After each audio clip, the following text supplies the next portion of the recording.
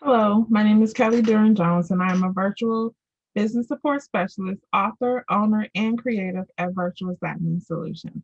Welcome to day 12. We are more than halfway through our 21 Days to Intentional Balance Challenge. As I said before, I've done this for the past 2 years, and this year I'm excited to share the experience and the benefits with you.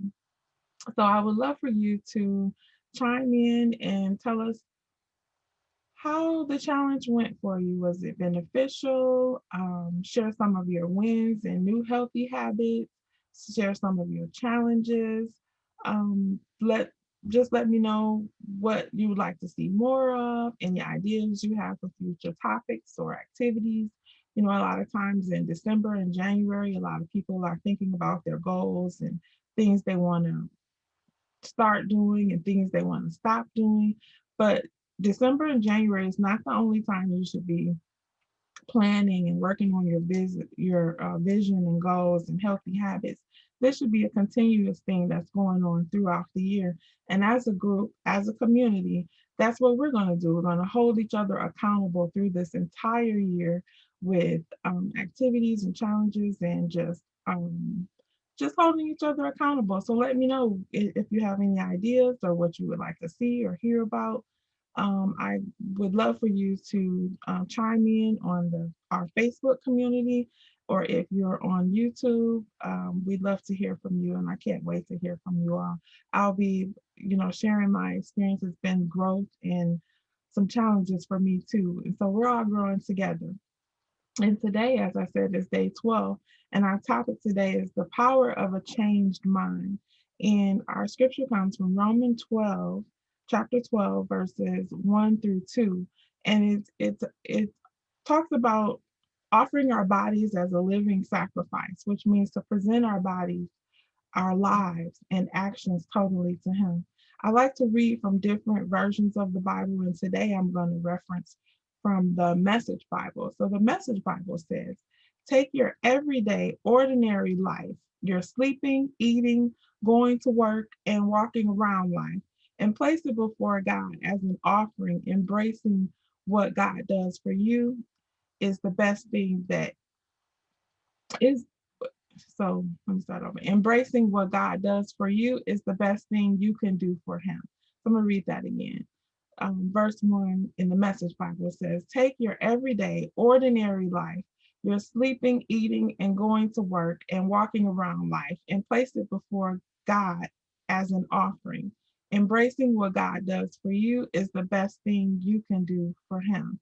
And in verse 2, it says to not be conformed to this world, but to be transformed by the renewing of your mind. And although both of these require change, to be conformed is an outward action, and to be transformed is an inward action. So in the Message Bible for verse 2, it says, don't become so well adjusted to your culture that you fit into it without even thinking. Instead, fix your attention on God. You'll be changed from the inside out.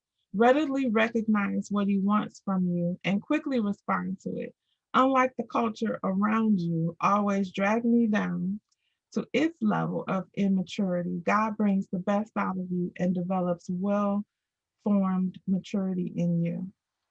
So today we're going to work on some steps to renewing our mind. It's important that we, especially in this season and in every season, that we continue to take audit of what we're allowing into our spirit. Sometimes the fear or the overwhelm comes from things that we allow, like watching too much of the news, reading too much about the pandemic, listening to people who just are talking out of opinion and not facts, which just put things in our minds that we sometimes can't remove readily. So today, what we're going to do is we're going to first of all remind ourselves that we are capable of making choices. God gives us the ability to make choices. And then we're going to think about what we are allowing in our minds that may be unhealthy. As I said, watching too much TV, reading the wrong books, talking to the wrong people, um, all of those things can cause unhealthy thoughts and unhealthy habits And we're going to find or write a scripture, a quote, or an affirmation that you can revisit and repeat daily. I found a good quote for today, and it was from an article that I read, and it says, "When your mind is changed, your life will be transformed. Remember, where your mind goes, your life follows." So that's a very important quote. So we're going to find one for ourselves. It can be an affirmation, it could be something that your grandmother told you, or something that a family member told you that really impacts your mind. Find the scripture. Scripture is always good because the Bible is something we can stand on. And then, as always, we're going to write our daily prayer, and we're going to remember that it's important to keep our attention on God in every situation.